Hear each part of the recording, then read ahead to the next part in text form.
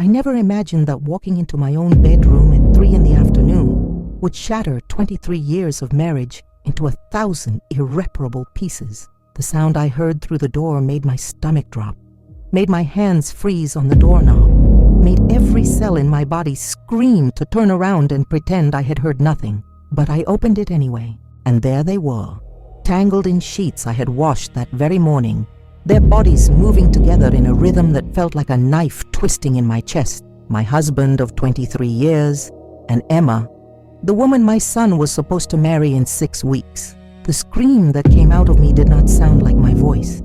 It sounded animal, raw, something primal that had been sleeping inside me for decades. They scrambled apart like guilty teenagers. Emma grabbed the comforter, her face flushed not with shame, but with something that looked almost like annoyance at being interrupted. My husband David did not even have the decency to look devastated. He looked caught. "There is a difference. Karen, this is not what it looks like," he said. And I almost laughed because it was exactly what it looked like, and we all knew it. "Get out," I whispered. "Both of you. Get out of my house." Emma gathered her clothes with an efficiency that suggested this wasn't her first time sneaking out of someone's bedroom. She brushed past me without a word, without an apology, without even meeting my eyes. David stood there in his boxers, hands raised like he was trying to calm a wild animal. "We need to talk about this," he said. "There is nothing to talk about. You have 10 minutes to pack a bag and leave, or I am calling the police and telling them there is an intruder in my home." Something in my voice must have convinced him I meant it, because he moved. I stood in the hallway, my back pressed against the wall, my heart pounding so hard I thought I might vomit. I could hear him opening drawers, zipping bags, moving through our bedroom like he had every right to be there. When he finally came out, he tried to touch my shoulder. "Do not touch me," I said, my voice shaking. "Do not ever touch me again." He left. I heard his car start in the driveway, heard the engine fade into the distance, and then I was alone in a house that suddenly felt too big and too quiet and full of ghosts. I sank down onto the hallway floor and cried until I had no tears left, until my throat was raw and my eyes were swollen shut, until the sun set and the room grew dark around me. I cried for the marriage I thought I had. I cried for my son, who was going to be destroyed by this. I cried for the version of myself who had woken up that morning thinking her biggest problem was deciding what color napkins to order for the rehearsal dinner. 6 months earlier, everything had been perfect. That is what I kept telling myself as I tried to make sense of the wreckage. 6 months ago, my son Marcus had brought Emma home for Sunday dinner and announced they were engaged. She was beautiful in that effortless way some women are, with long dark hair and green eyes and a smile that could light up a room. She worked in marketing, she said. She loved hiking and cooking and old movies. She seemed perfect for Marcus, who had always been so serious, so focused on his career as a software engineer, that I had worried he might never find someone. "Mom, she is the one," Marcus had told me that night, pulling me aside in the kitchen while Emma charmed David in the living room. "I have never felt this way about anyone." I hugged him tight, breathing in the scent of his cologne, feeling that particular pride that only a mother can feel when she sees her child happy. "Then we better start planning a wedding," I said. And plan we did. I threw myself into it with the kind of energy I had not felt in years. I researched venues and florists and caterers. I spent hours on Pinterest creating boards for centerpieces and color schemes. I took Emma dress shopping, holding her train as she twirled in front of mirrors, telling her she looked like a princess. I wrote checks, so many checks, for the deposit on the country club, for the photographer, for the band, for the flowers. David and I had been saving for years, and I did not hesitate to use that money to give Marcus and Emma the wedding of their dreams. "You are spending too much," David said one night, looking at the credit card statement. "It is our son's wedding," I replied. "We only get to do this once. I want it to be perfect." He did not argue after that. Looking back now, I realized he had already started pulling away. He stayed late at work more often. He stopped asking about my day. He started going to the gym at odd hours. I noticed, but I told myself it was stress. His company was going through a merger.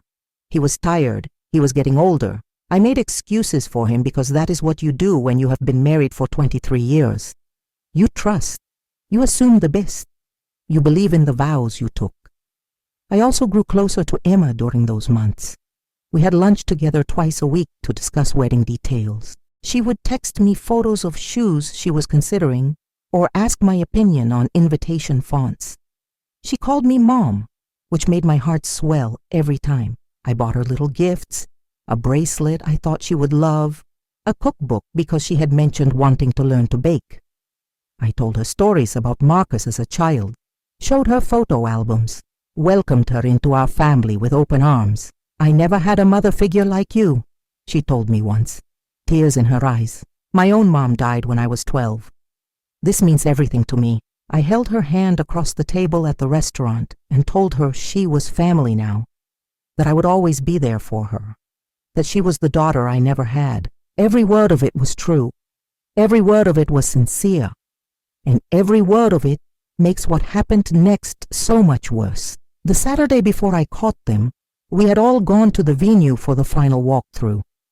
Emma had been quiet, distracted. I asked if she was nervous about the wedding, and she smiled that perfect smile and said she was just overwhelmed by all the details. David barely spoke the entire time.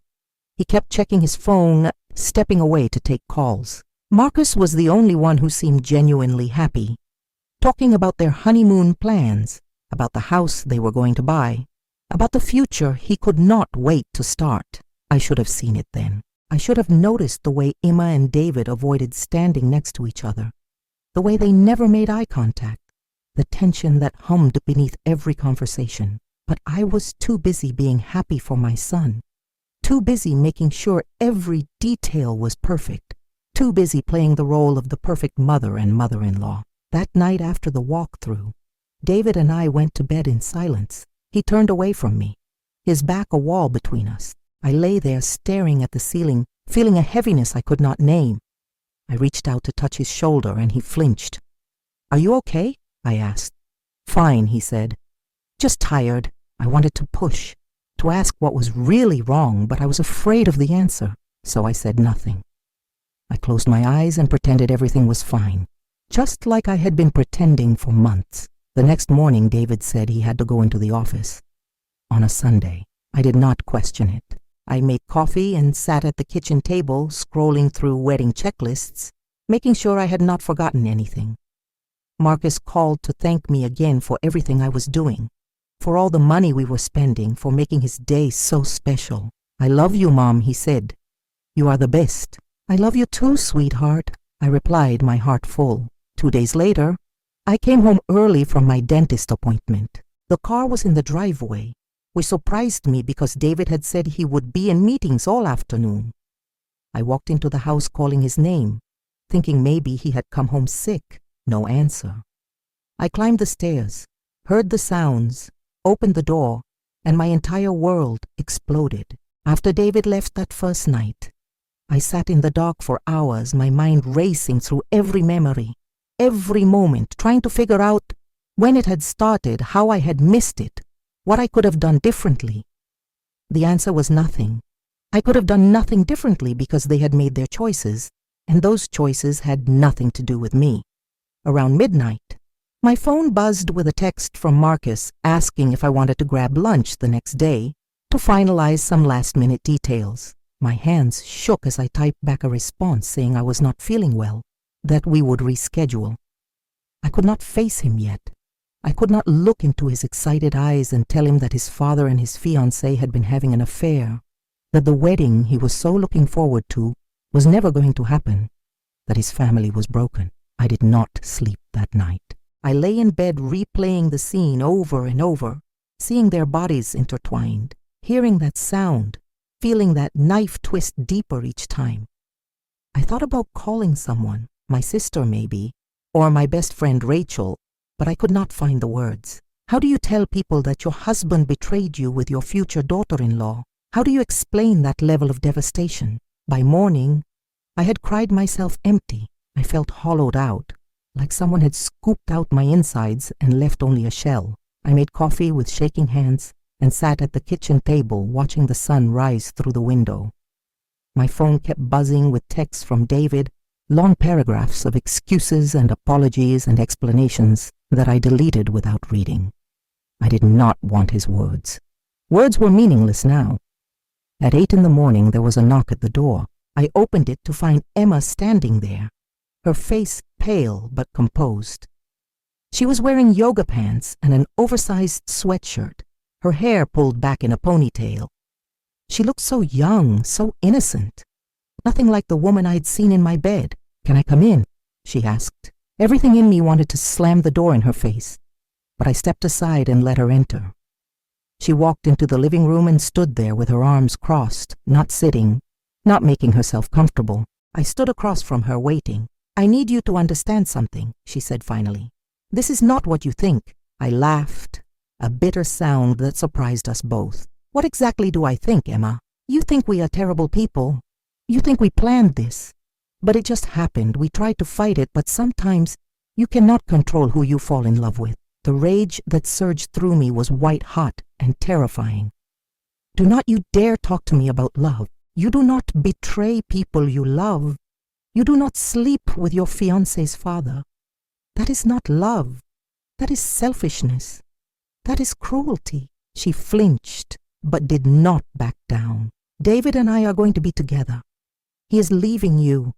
We are going to start over somewhere new. I came here to ask you not to tell Marcus. Not yet. Let us figure out how to break it to him gently." I stared at her, unable to process what I was hearing. She wanted my cooperation in hiding her affair with my husband, so they could figure out the best way to destroy my son. The audacity of it left me speechless. "Get out," I said quietly. "Karen, please, get out of my house before I do something we will both regret." She left. I locked the door behind her and sank onto the couch, my whole body trembling. They were going to be together. David was leaving me. After 23 years of marriage, after everything we had built together, he was choosing her. A woman young enough to be his daughter, a woman who was supposed to marry our son.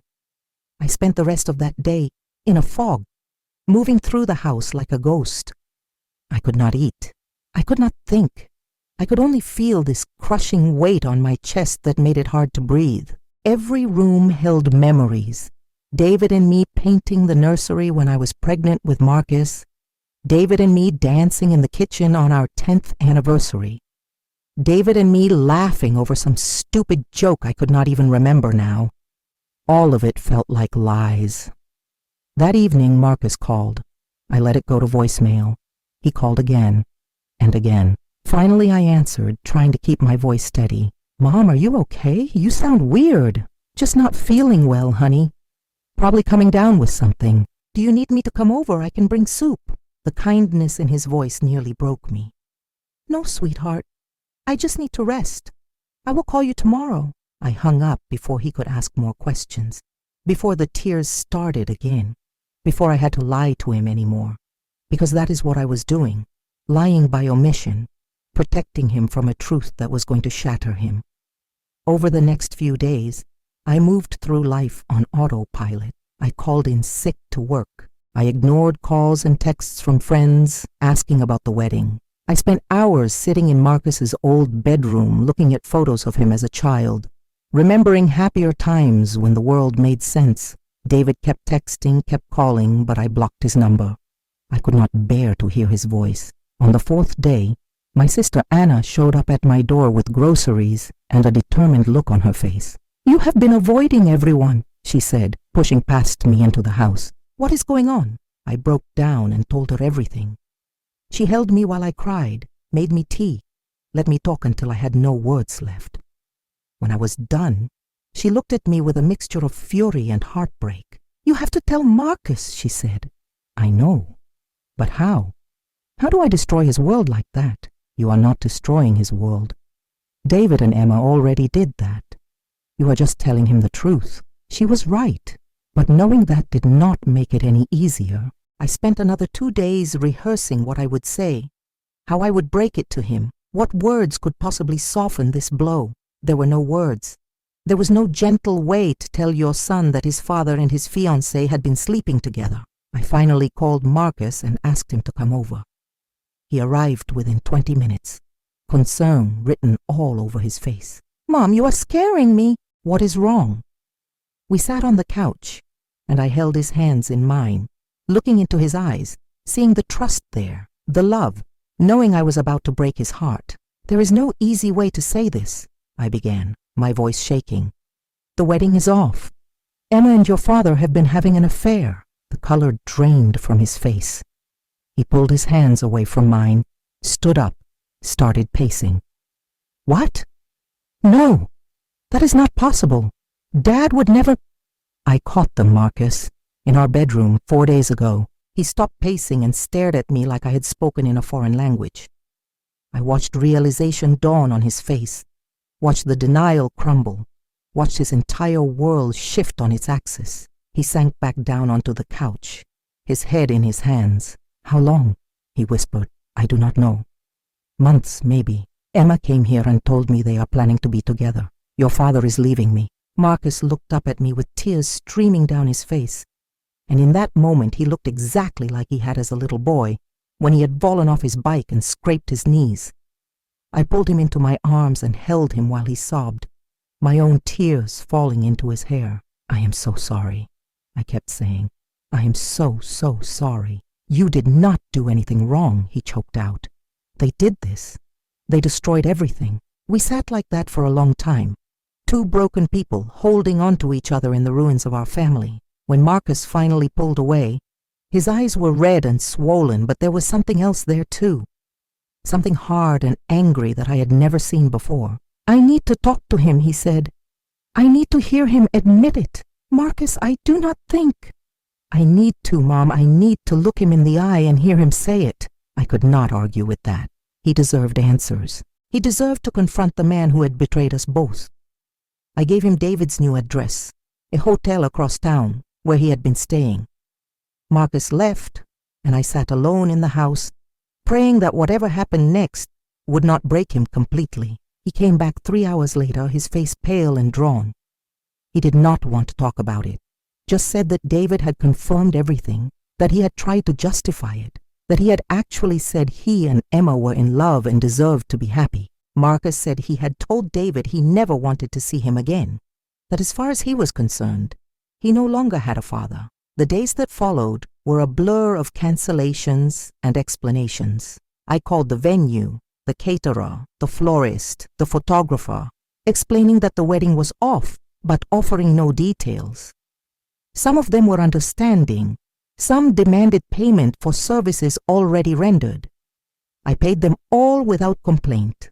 Money did not matter anymore. Marcus moved back home temporarily. We spent evenings sitting together in silence, both of us processing our grief in our own ways. He deleted every photo of Emma from his phone, blocked her on social media, returned the engagement ring to the jeweler.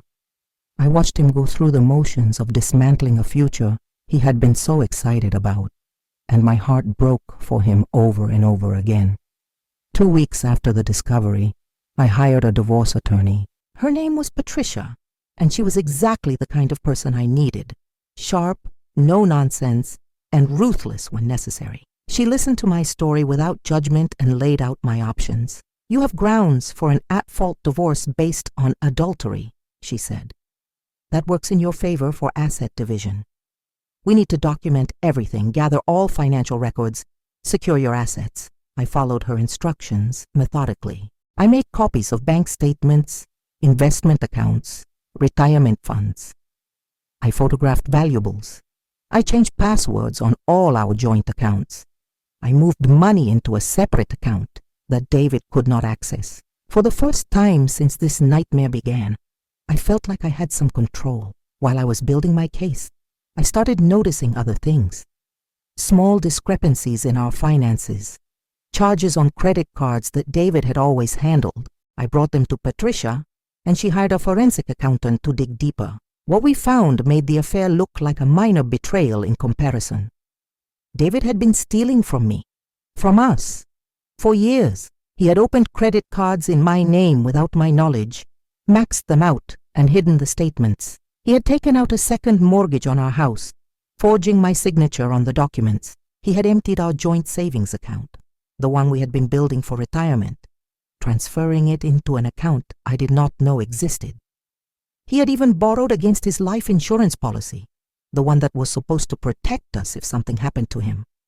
The forensic accountant estimated he had stolen or misappropriated over $200,000. I sat in Patricia's office staring at the documents spread across her desk, my hands numb, my mind struggling to comprehend the scope of the betrayal. It was not just the affair. It was not just Emma. He had been systematically robbing me, destroying our financial security, building a secret life funded by our future. He used this money for Emma, Patricia said gently. The accountant traced deposits into an account in her name. He bought her jewelry, paid for trips, even put a down payment on a condo. I thought I had cried all my tears, but new ones came then, hot and angry and bitter. He had not just cheated, he had planned. He had stolen from me to fund his affair. He had looked me in the eye every day, let me use our savings to pay for a wedding that was never going to happen, all while he was building a life with the woman who was supposed to marry our son. Can we get it back? I asked. Most of it, yes. The court will see this as dissipation of marital assets. He will be ordered to reimburse you, and it will affect the asset division significantly. But Karen, she paused, meeting my eyes. We can do more than that. Given the severity of the financial fraud, I think we should consider pressing criminal charges. The idea sent a thrill through me, something cold and satisfying. What would that mean? Forgery, identity theft, fraud. He could face prison time. At the very least, he would have a criminal record. I thought about it for exactly 3 seconds.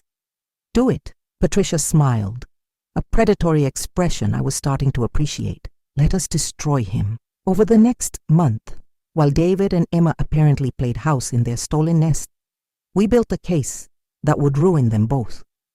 Patricia filed for divorce, and the process server found David at Emma's new condo, catching them together. Marcus took grim satisfaction in that detail when I told him. The divorce proceedings were brutal. David tried to claim we should split everything 50-50. Patricia laughed in his face and presented our evidence.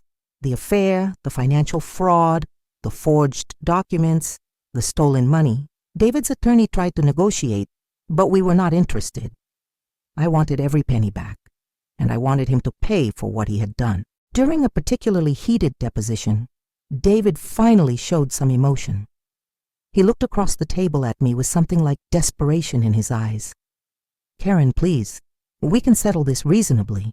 You do not have to take everything. I met his gaze without flinching. You took everything from me.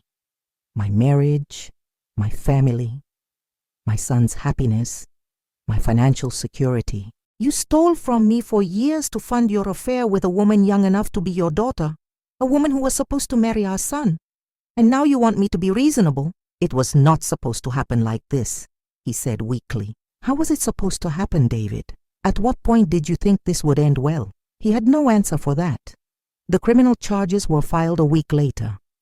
David was arrested at work, led out in handcuffs in front of his colleagues. Marcus sent me a photo that someone had posted on social media, and I felt nothing but cold satisfaction. Emma lost her job when the scandal broke, her employer not wanting to be associated with the drama. She called me once, crying, begging me to drop the charges, saying I was ruining their lives. You ruined your own lives, I told her. You made choices. These are consequences. She started to say something about love, about how they could not help their feelings, but I hung up before she could finish. I was done listening to their excuses. The divorce was finalized 4 months after I caught them.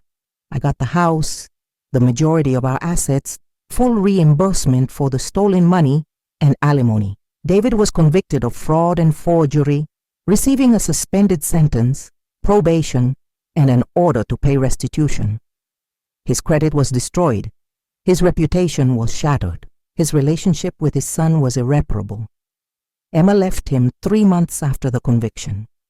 Apparently, being with a disgraced criminal without money was not as romantic as she had imagined. I heard through mutual acquaintances that she moved back to her hometown, that she was working as a waitress, that she was miserable. I felt nothing for her. She made her choices. Marcus slowly started to heal. He threw himself into his work, went to therapy, started dating again cautiously. We grew closer than we had ever been. Two survivors of the same shipwreck clinging to each other. He still refuses to speak to David, who sends pathetic emails, occasionally trying to explain, to apologize, to rebuild something that can never be rebuilt. I sold the house 6 months after the divorce. Too many memories, too many ghosts. I bought a smaller place across town, something that was entirely mine, decorated exactly how I wanted. I went back to school and finished my degree in art history, something I had abandoned when I got married. I started painting again, something I had not done since I was young. I traveled to places I'd always wanted to see. I built a life that was mine alone. 1 year after everything fell apart, I was sitting in a cafe in Paris drinking wine and watching the sunset when my phone buzzed with a message from Marcus. It was a photo of him with a woman I had never seen before, both of them smiling, genuine and happy. Her name is Claire, the message read. She is kind and honest and nothing like Emma. I want you to meet her. I smiled and typed back that I would love to, that I was proud of him, that I was happy he was opening his heart again. And I meant it. That night, I thought about everything that had happened, all the pain and betrayal and loss. I thought about the woman I had been a year ago, desperate to make everyone happy, sacrificing my own needs and wants to maintain peace, trusting blindly because that is what I thought love required. That woman was gone. She had died in the doorway of a bedroom, watching her marriage dissolve into a nightmare. The woman I was now was stronger, harder maybe, but free from lies and pretense and the weight of other people's choices. I had learned that you cannot save people who do not want to be saved, that you cannot love people into being decent, that sometimes the family you build is not the family you keep.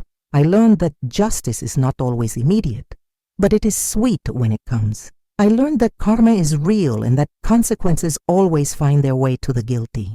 I learned that you can survive betrayal that seems unsurvivable, that you can rebuild from ruins, that you can find yourself again even when you thought you were lost forever. David lost everything: his family, his reputation, his freedom, his money, his self-respect. Emma lost her fiancé, her job, her relationship, her dignity.